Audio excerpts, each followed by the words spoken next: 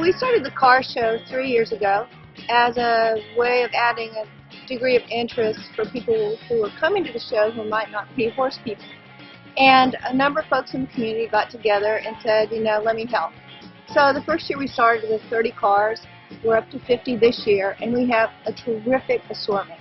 I always loved Corvettes, and a friend of ours had one, and I think he heard me talk about that car so often. He goes, you know, do you want me to sell it to you? And he said, yes, because I've been searching for such a long time for that particular car. And so now I have this car, and I think of this friend often. When you come down, talk to the folks that own these cars, ask them their story, and you will be surprised at what you hear. Just like people love their horses, people love their automobiles. We're here at Horses and Horsepower, another big fixture here on Grand Prix Sunday. Horses and Horsepower started 3 years ago with 30 cars. We're already up to 50. The oldest car here, a 1936 Packard, and the newest is a 2006 Ford GT.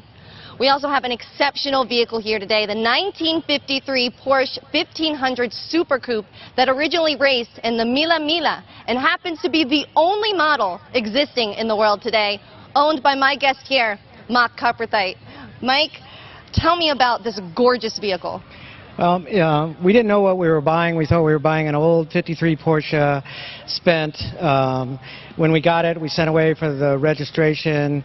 Porsche reached out to us. The original owner's family reached out to us, found out it was one of Porsche's race cars, but better than that, it was the first year that the SCCA started having a national championship racing the airport series.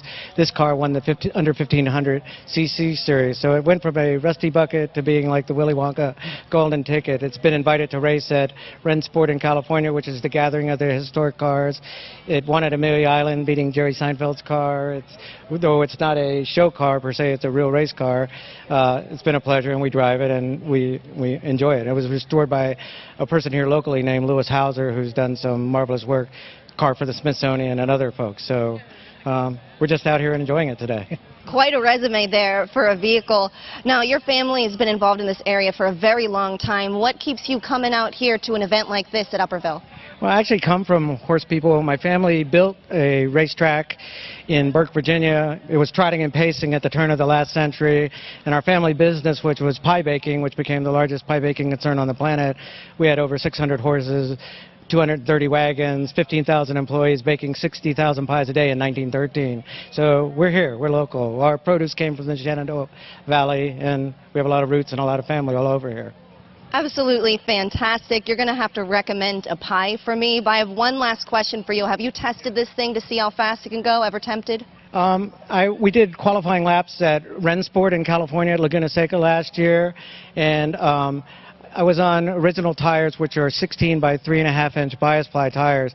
So I was only going about 78 miles an hour down the straightaway. More than fast enough in a car that's 62, 63 years old. So.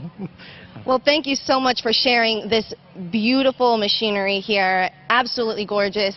And so glad you found that golden ticket. Thanks for joining me today. Thanks for having us. We'll be back in just a bit, and we'll take a look at the main event, the course for our Grand Prix.